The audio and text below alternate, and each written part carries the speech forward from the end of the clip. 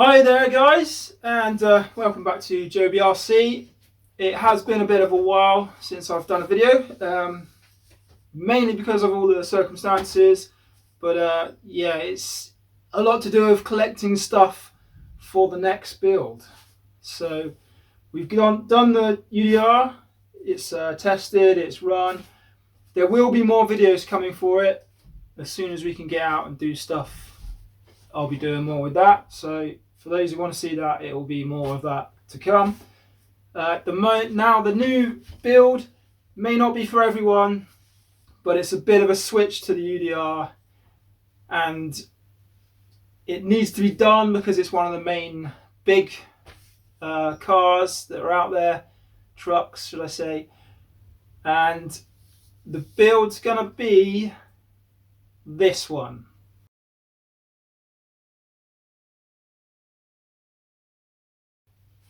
Yep, we're going to go Traxxas again, and we're going to make a fully custom TRX4.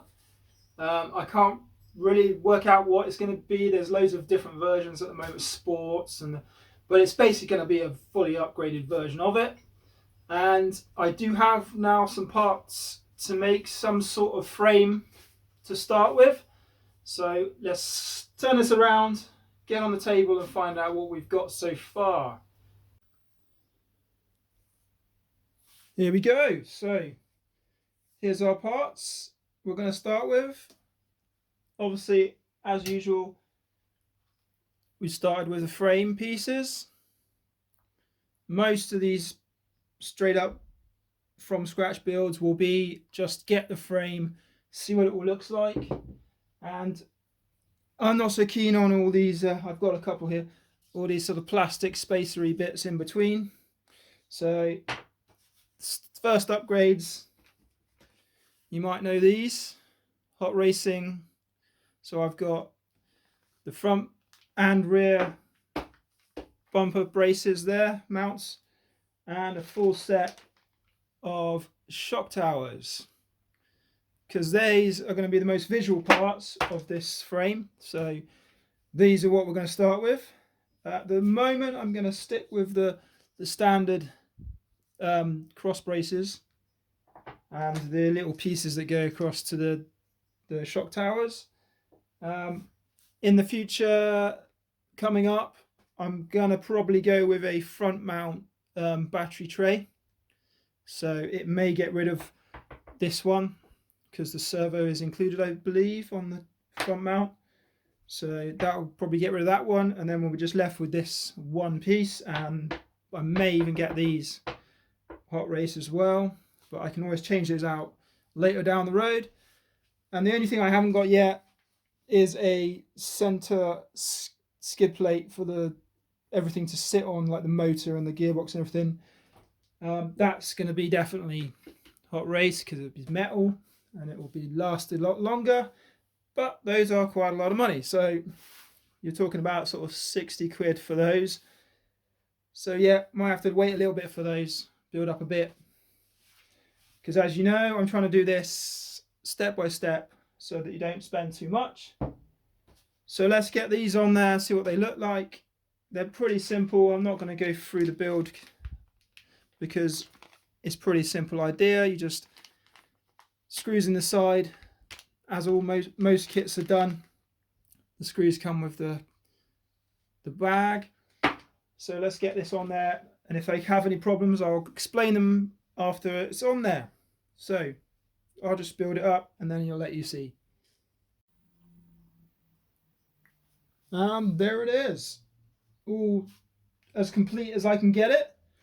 So we've got your front shock mount with the drop down for, I imagine, some sort of link. It'd probably be the Panhard link for the front suspension. Front bumper attachment, and then your rear one, and your rear bumper attachment. So as you can probably imagine, most of this is going to be hot racing stuff. And yeah, the color is going to be mostly black. I might add a few copper pieces in there, so it'll be black and copper. Seems to be the way to go at the moment. Not too much copper though, because I don't want it all heavy duty. Just enough to highlight the black with some copper in there. Only issues I had with this is the screw. There's a screw in the middle there. As you can see, it's not, this part's raised and that's not, so that screw is shorter. Just remember, if you're doing this, that short screw needs to go there, and don't put it on these, because then you'll have to take it and it won't work properly. And that was about it really. I mean, and also to get the actual orientation of everything, which way it goes and what side it goes, these ones do have it written on the inside, left and right, and rear and front.